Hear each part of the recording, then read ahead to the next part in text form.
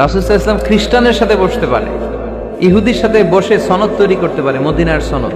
কিন্তু আমরা মুসলমানের সাথে বসতে পারি, একজন আরেকজনের ছায়া দেখতে পারে না। হিংসা, বিদ্বেষ, জেলাসি, অহংকার, ঠিক কিনা? লা ইয়াদখুলুল জান্নাতা মান কানা ফি কলবিহি হাববাতু খারদাল মিনাল কিবর। যার অন্তরে যাররা পরিমাণ অহংকার থাকে সে কশিনকালেও আল্লাহর জান্নাতে প্রবেশ করতে পারবে না। আমরা যেন এই অহংকার থেকে মুক্ত হতে পারি, আমরা যেন ব্রড মাইন্ডেড হতে পারি, আমরা যেন ভিন্ন মতের লোকদেরকে রেসপেক্ট করতে পারি, ভিন্ন মতকেও যেন আমরা সহ্য করতে পারি।